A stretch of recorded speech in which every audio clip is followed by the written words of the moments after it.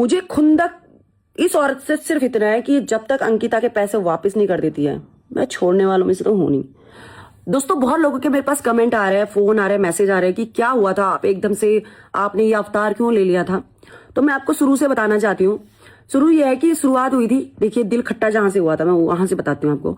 मैं जेल में इससे मिलने गई थी और सबको पता है मिलने गई थी। इसके भाई द्वारा मेरे को बदतमीजी दिखाई, 4 लोगों के सामने बदतमीजी करी।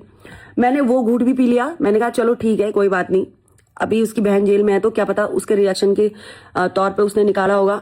फिर उसके बाद मैं चुप हो गई। मैंने कहा चलो ठीक है, न्यूट्रल हो गई, कोई बात नहीं। उसके बाद परसों रात को जब मैंने ये वीडियो डालना शुरू करा, उसके 3 घंटे पहले उसका फोन आता है। इतनी बदतमीजी से बात करना, पति के बारे में बोलना, बच्चे के बारे में बोलना। देखिए, पति उसका है तो मेरा भी है, उस बच्चे उसके है तो मेरे है। सम्मान परिवार का दोनों को करना चाहिए। ऐसा नहीं है कि वो सम्मान अपने परिवार का चाहती है तो मैं भी अपने परिवार का सम्मान चाहती हूँ। मैं भी एक सम्मानित औरत हूँ, मैं छाड़ी औरत नहीं हूँ। तो फिर उसके बाद दुनिया भर की इसने गाली बकी और दुनिया भर की धमकी दी, और जिससे कोई फर्क नहीं, मुझे नहीं पड़ता है। फिर मैं सुबह उठी, पहले रात को मैंने वीडियो बनाया, फिर मैं सुबह उठी, मैं गई थाने, मैंने दी एप्लीकेशन, एसओ को एप्लीकेशन दी। मैंने कहा ऐसी ऐसी बात है और ये कॉल रिकॉर्डिंग है। और मैं सच में, मैं रिकॉर्डिंग जिंदगी में नहीं करती हूँ, लेकिन उस दिन पता नहीं क्या हो गया, मुझे रिकॉर्डिंग करना चाहिए करके मैंने कर दी।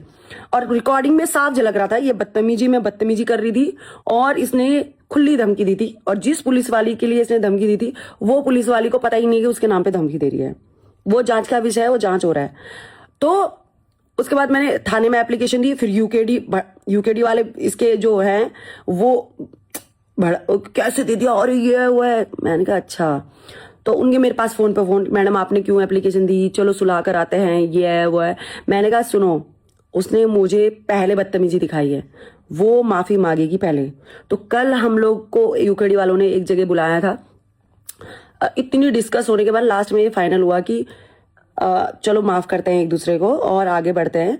और परिवार वाले के लिए नहीं जाना चाहिए, और वो मुझे भी लगता है कि नहीं जाना चाहिए था। बट जब उसने मेरे परिवार पे गई तभी मैं उसके परिवार पे गई, उससे पहले नहीं गई थी मैं। तो बात यहाँ पे थी, मुझे खुंदक इस औरत से सिर्फ इतना है कि जब तक अंकिता के पैसे वापस नहीं कर देती है, मैं छोड़ने वालों में से तो हूं नहीं। देखिए, उस बच्ची के लिए हम आत्मिक रूप से जुड़े हुए हैं। मैं, कोई जुड़े ना जुड़े, स्पेशली मैं तो जुड़ी हूं। तो ये चुपचाप से उसके पैसे वापस कर दे, मुझे इससे कोई बांटना छूटना नहीं है। मुझे बस इतना ही चाहिए कि उस बच्ची के पैसे वापस कर दे। अगर ये पैसे वापस नहीं करती है तो फिर से मैं शुरू हो जाऊंगी, मैं नहीं छोड़ूंगी। भले ही अभी कॉम्प्रोमाइज हो गया है, इसने प्रॉमिस किया है कि जैसे ही फोन मिलेगा मैं वापस करूंगी, लेकिन सत्य है कि जब तक वापस नहीं करेगी छोड़ने वाले नहीं है। जय हिंद, जय भारत, जय उत्तराखंड दोस्तों।